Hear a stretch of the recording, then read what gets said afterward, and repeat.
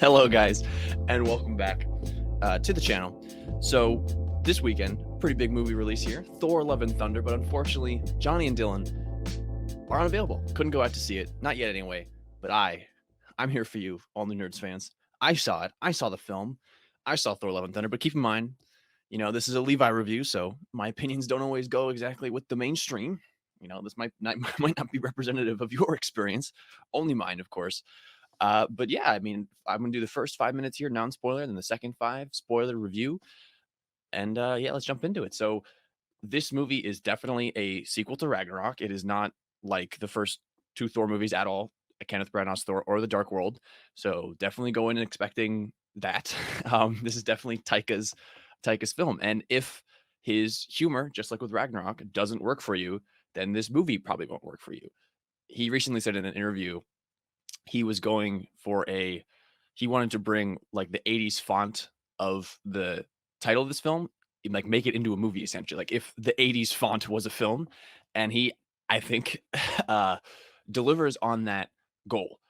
And if you do not like that over the top style, I've already said this, like this movie probably won't be for you. However, there are some things that I think are just definitely, regardless of the style, you got to appreciate, like Christian Bale's performance as Gore the God Butcher.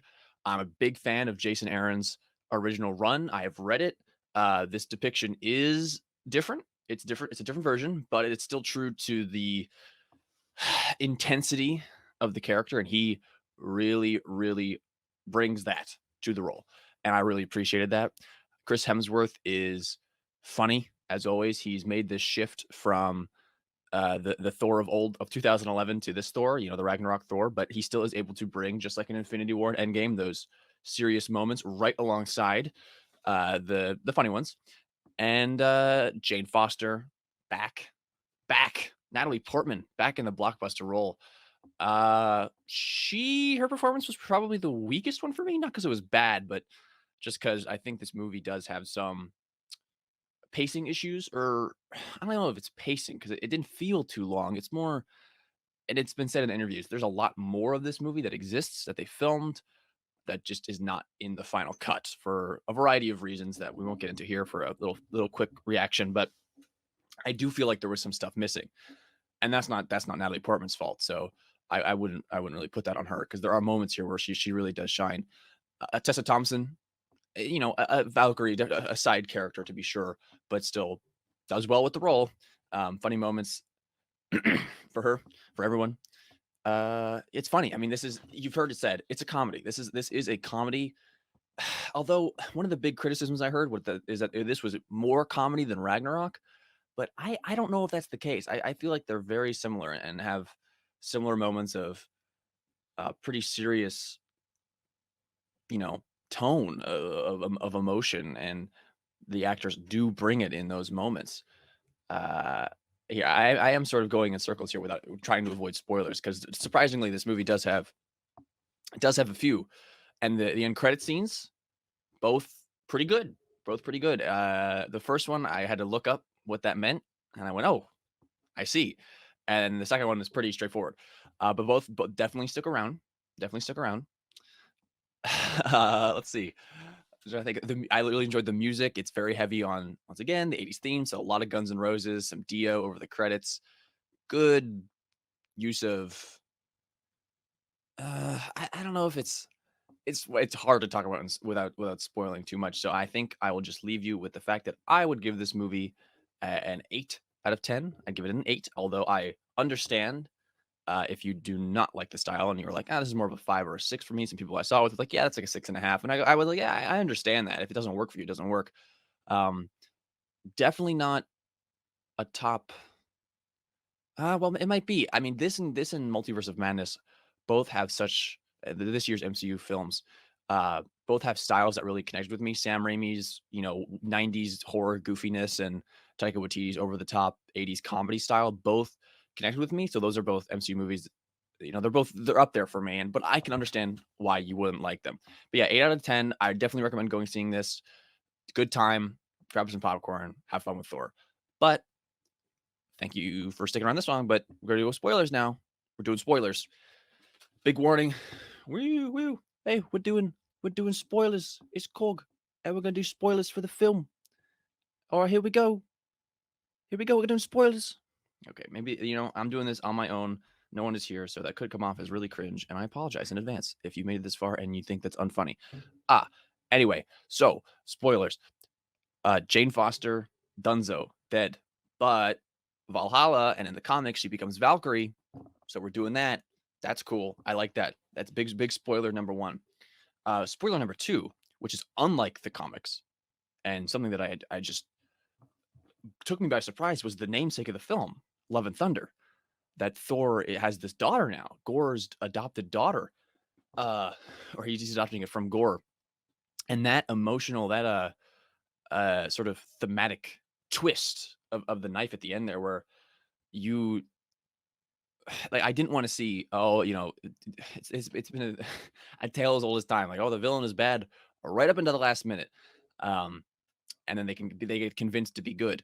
But the way that they're able to shift, like, it's potentially like Gore always wanted his daughter back. Like, was he never explicitly said his wish is going to be to kill all the gods. It could have been cut, it's obviously implied heavily. He says it, that all gods must die throughout multiple movies, but the wish for to eternity was never explicitly made.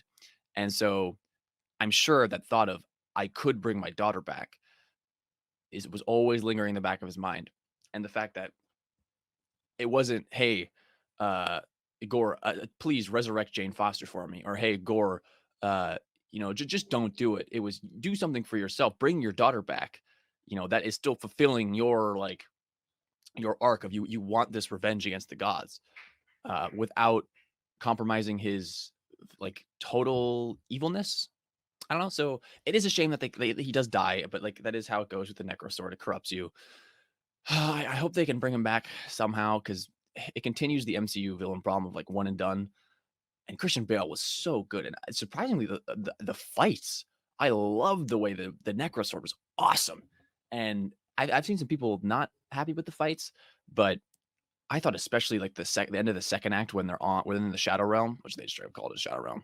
But there's an awesome action scene with the one you see in the trailer, veiled in black and white, and I loved every second of that. I thought that was great, absolutely great.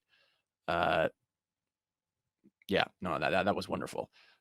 Yeah, I don't know, but ending the film with, Love and Thunder is Thor is the thunder, and Love is this new adopted daughter, and she has Stormbreaker, he has Mjolnir, and they're kicking ass. Oh, something I didn't want to spoil in the not spoil part was the Guardians are not really in this movie. They're in the very beginning, first 5 minutes, but the first 5 minutes I loved. It felt like a 1970s one of the Star Wars comics, actually, the original Marvel run. It's these chicken people. They're fighting on a a crazy looking world, and I don't know. I just love the vibe of it. I thought it was great. I thought it was great. The way he was meditating at the tree, and the visuals. I loved the way this movie looks. And people, I've seen people on comic book Twitter really ripping into it for this is the first one shot in the volume, but I never felt the cheapness. I did not. I don't think it felt cheap. Uh, I thought, yeah, I enjoyed it. I don't know what to say.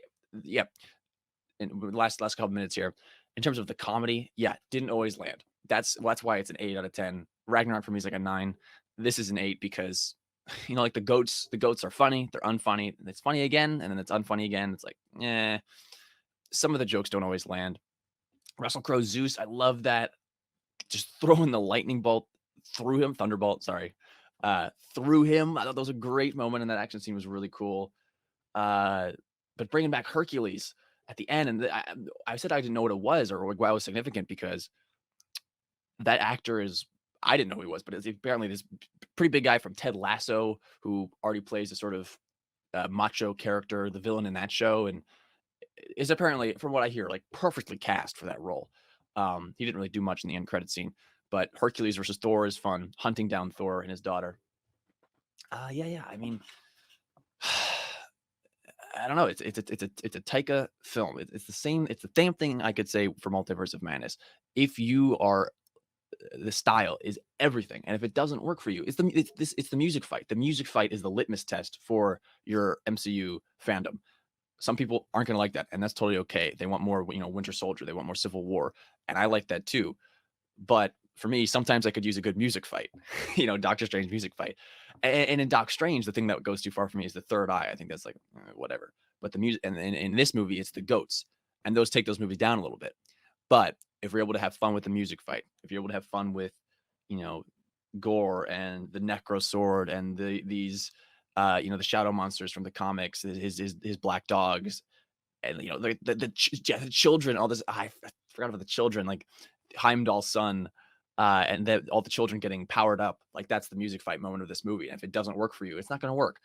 But if it does, then I think you're gonna have a pretty good time. And I don't know, if you want to see, if you made it through this whole thing and you haven't seen the movie yet, and you're wondering still whether or not you could go, if you want to see like 30 kids with the power of Thor just tearing people apart, monsters, but still, then I think it's for you. I think it's for you. Like to me, I thought it was hilarious. I was like, that's great. It's a fun twist. So yeah, 8 out of 10 for me. That's my review of Thor: Love and Thunder. Check it out if you want to. Check out the channel, other stuff on the channel. We don't always do these reviews here, but it just so happened I was the only one to see this movie. But leave your thoughts on Thor: Love and Thunder down below, and we'll see you guys on the next one.